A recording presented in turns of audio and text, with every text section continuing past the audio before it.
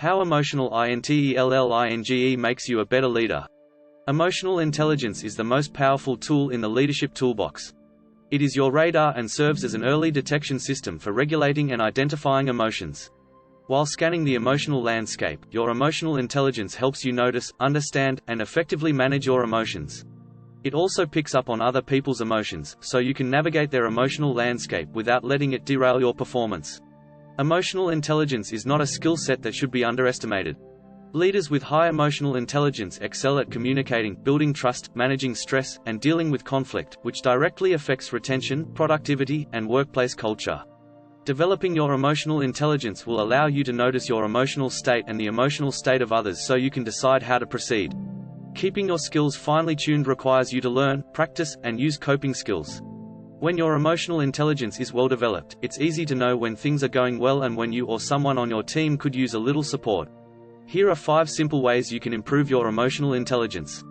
Number 1. Check in with yourself daily. A daily check-in practice increases your self-awareness, which, in turn, increases your awareness of others. Notice how you feel and how you are affected by different people and situations. Also, notice how you affect them.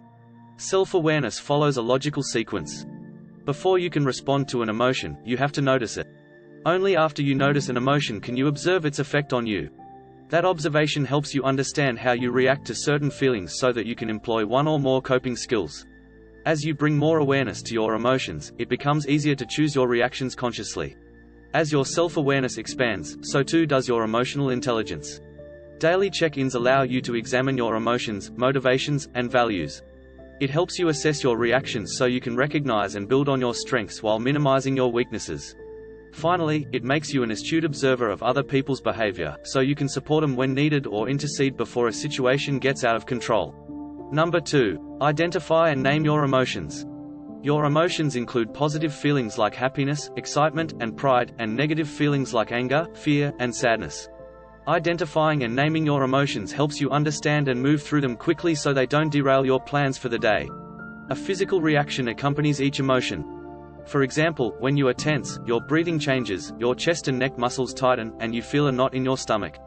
Prolonged emotions like stress, worry, or anger can result in physical illness, including migraines and high blood pressure. These physical symptoms remind you that your body is in tune with your emotions. Failing to employ your coping skills will, over time, exacerbate these physical symptoms.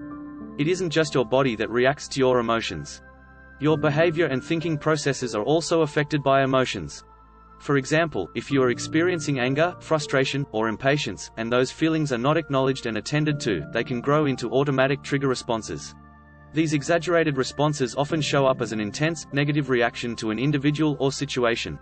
3. Decide how to proceed. Once you've identified and named your emotions, you can determine what to do when those emotions arise.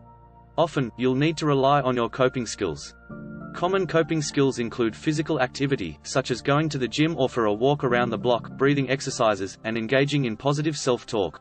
In some cases, you will acknowledge the emotion and decide not to take any action, which is fine, but keep in mind that throughout the day, other circumstances occur, and new emotions will begin to pile on top of the last one. So long as your choice not to take action is intentional and paired with an acknowledgement of the situation, it is a healthy step forward. Number 4. Recognize when you are soldiering. When you are overburdened and exhausted, it can feel like you have no choice but to put your head down and do your best to get through it. When you are in this place, unable to attend to your emotional, physical, and spiritual needs, you are in survival mode, doing what is referred to as soldiering. You focus on the task at hand and do what needs to be done regardless of your impaired functioning and the impact on your health and well-being. In short doses, soldiering is okay. Everyone does it from time to time. When life gets overwhelmingly busy, we soldier. We figure it out. However, long-term soldiering, particularly soldiering without awareness, is dangerous. It damages your relationship with your team, friends, and family and often results in burnout, depression, and physical illness. Number 5. Use your coping skills. As you practice your daily check-in exercise, your self-awareness will continue to grow, and you will start to figure out which coping skills work best for you. Use your coping skills to support yourself every day, whether you are simply trying to relax and slow your system down at that moment, practicing your skills in preparation for a stressful situation, or trying to get through a difficult week.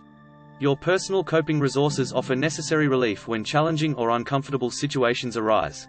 The more you practice using them, the easier it will be to tap into those skills when you need them most. If you don't use your coping skills regularly, you will have a much more difficult time managing your emotions and responding appropriately to challenging and unexpected situations. No one is immune from the emotional or physical impact of uncertainty, stress, and daily frustrations. To get through the most challenging and stressful times, you and your team need to enhance your emotional intelligence and learn effective, easy-to-use coping strategies. When you are equipped with everyday helpful coping skills, you can deal with unexpected, even traumatic events more confidently and agilely. These skills improve your emotional intelligence and your ability to work together as a team, even in the most difficult circumstances. If your emotional intelligence hasn't been a priority, make a decision to take better care of yourself and your team. Increase your self-awareness and employ quick and helpful coping skills to support yourself when needed. You will elevate your emotional intelligence and become a more effective and resilient leader.